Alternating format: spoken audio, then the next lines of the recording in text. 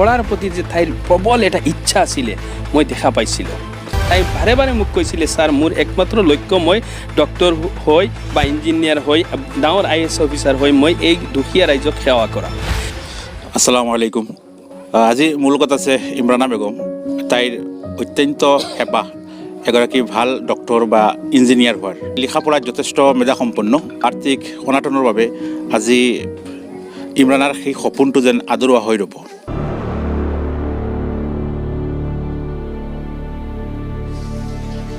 পিতৃ মাতৃহীন এগৰাকী মেধাৱী ছাত্ৰী। ঘৰ হোজাই আমবাৰী দক্ষিণ নোৱাবিলত।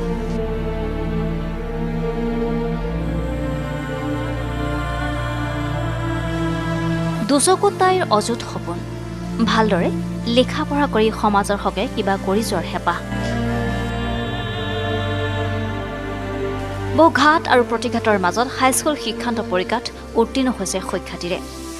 কিন্তু বৰ্তমান আৰ্থিক দৈন্যতাই হেঙাৰ হৈ থিয় দিছে ছোৱালীজনীৰ এই যাত্ৰাত।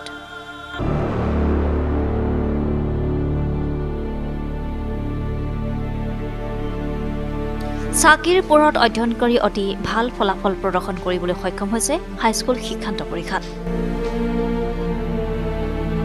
পৰ্যাপ্ত সা সুবিধাৰ অবিহনে অধ্যয়নৰ বাবে কৰি গৈছে এই সংগ্ৰাম। দিন হাজিৰা কৰা একমাত্ৰ ভাইজনৰ ওপৰত নিৰ্ভৰশীল গোটেই পৰিয়াল।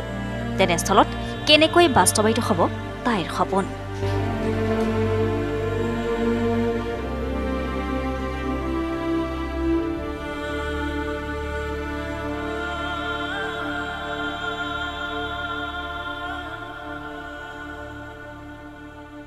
ইমৰানাৰ যি আমি শুনিছোঁ তাইৰ যি হেঁপাহ আছে বা যি ইচ্ছা আছে সেই ইচ্ছা মতে এগৰাকী ভাল ডক্টৰ বা ইঞ্জিনিয়াৰ হোৱাৰ নিশ্চয় তাইৰ ভিতৰত এবিলিটি আছে, সেই সামৰ্থ্য আছে। এতিয়া মোৰ লগত আছে ইমৰানাৰ এজন শিক্ষক জাহিদ মহম্মদ বৰবৰীয়া। তেখেতেই এই ইমৰানাৰ ভিতৰত থকা সেই প্ৰতিভা সেই মেধাক চিনি পাইছিল। মই ইমৰানা বেগমক যেতিয়া মই প্ৰথমে পাইছিলোঁ, তাইৰ মনত পঢ়াৰ প্ৰতি যে তাইৰ প্ৰবল এটা ইচ্ছা আছিলে মই দেখা পাইছিলোঁ। তেতিয়া মই তাইক যিমান পাৰোঁ মই সহায় কৰিছিলোঁ। মই তাইক পঢ়াইছিলোঁ, টিউশ্যন কৰাইছিলোঁ, কিন্তু কেতিয়াও কোনো ফিজ লোৱা নাছিলোঁ। কাৰণ তাইৰ একমাত্ৰ লক্ষ্য, তাই বাৰে বাৰে মোক কৈছিলে ছাৰ মোৰ একমাত্ৰ লক্ষ্য মই ডক্টৰ হৈ বা ইঞ্জিনিয়াৰ হৈ ডাঙৰ IAS অফিচাৰ হৈ মই এই দুখীয়া ৰাইজক সেৱা কৰা। সেইখিনি শুনি মই আপ্লুত হৈছিলোঁ আৰু সেইবাবে তাইক যিমান পাৰোঁ মই খাদ্য অনুসাৰে মই তাইক সহায় কৰি গৈছিলোঁ। সৌভাগ্যবশতঃ তাইৰ এডমিশ্যনো হৈ গ'ল। কিছুমান দয়াৱান ব্যক্তিসকলে সহায় কৰাৰ কাৰণে, বিশেষকৈ আমাৰ মৰকজুল মাৰিফৰ ছেক্ৰেটাৰী খলিলুৰ ৰহমান চাহাব আৰু আমাৰ চিৰাজউদ্দিন আজমল চাহাবৰ নমিনী বিশিষ্ট সমাজসেৱক আনোৱাৰ হুছেইন ভাই, তেখেতসকলে সহায়ৰ কাৰণে আজি ইমৰানা বেগমে মৰকজ ছায়েন্স কলেজত এডমিশ্যন ল'বলৈ সক্ষম হৈছে। কিন্তু পিছত তাইক মই বিশেষ এটা প্ৰশিক্ষণৰ কাৰণে আমাৰ অঞ্চলৰে মৰিয়ম আজমল কলেজৰ এজনী শিক্ষয়িত্ৰী প্ৰফেচাৰ নাজিয়া চুলতানা চৌধুৰী, তেখেতৰ ওচৰত টিউশ্যন কৰিবলৈ মই নাজিয়া চুলতানা চৌধুৰীক তেখেতকো ধন্যবাদ দিম। কাৰণ তেখেতেও বিনা পইচাত বিনামূলীয়াকৈ তাইক প্ৰশিক্ষণ দি আছে, পঢ়াই আছে। তেখেতকো মই ধন্যবাদ দিছোঁ।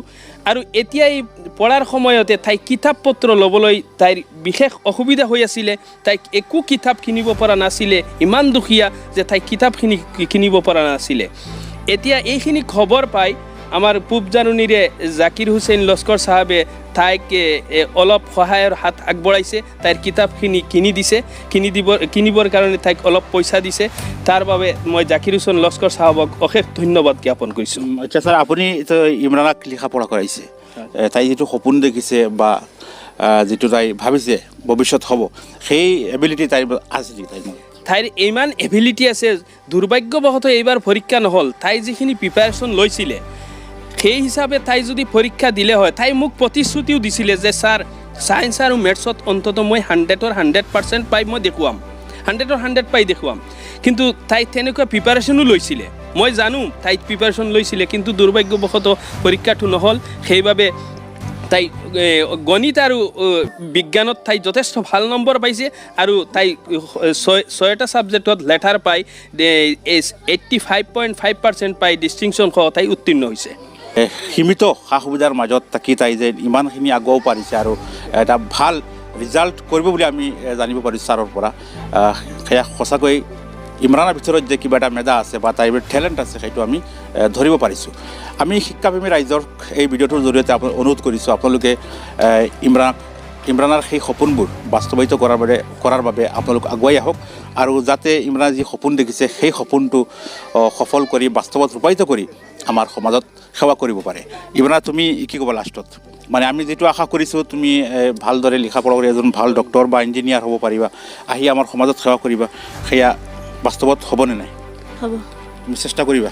কৰিম। ঠিক আছে, আমি আশা কৰিছোঁ আমি যি সহায় লাগে আমাৰ তৰফৰ পৰা আমি বিভিন্নজনৰ পৰা সহায় তোমাক প্ৰভাইড কৰিম, সহায় আগবঢ়াম। কিন্তু তুমি আমাৰ ছাৰে হওক বা আমাৰ সমাজে হওক যি সপোন দেখিছে সেই সপোনটো তুমি বাস্তৱত ৰূপায়িত কৰিব লাগিব। আৰু লগতে শিক্ষাপ্ৰেমী ৰাইজক মৰকজুল মাৰিফ বা আমাৰ MLA চাহাবৰ এই তত্বাৱধানত থকা আমাৰ আনোৱাৰ ভাইক আমি ধন্যবাদ জ্ঞাপন কৰিছোঁ।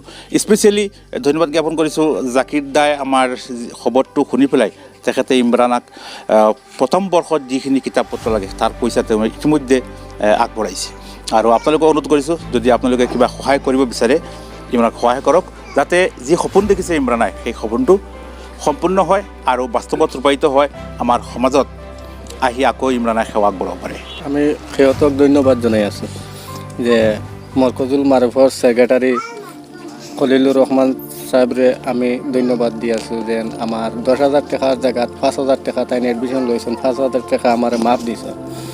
আর আমার বিশেষ করিয়া আনোয়ার বাইরে আমি ধন্যবাদ দিই আর কথা লাগিয়া দেন তাই আমার মাসর যে 3,000 টাকা মাতলি বেতন আসলো ও বেতন গুণতরে তাই কইছেন যে যা পারি আমি দিতাম আর যেগুন পারি না গুণ আমার তাই কুলাইবার তে বিশেষ করিয়া বোঝা যায় যেমন আর কি এই মাছর বেলিকাতে আমি আর পারতাম না দিতাম আমার আনোয়ার ভাই গুণ তাই মাসর গুণ দিয়া কুলাইবা তো এখন আমি ও কথার বিনিময়ে আমি তান ধন্যবাদ জানাই আছো যে আমার বোনটা তাই বহুত কিছু সহায় করছে।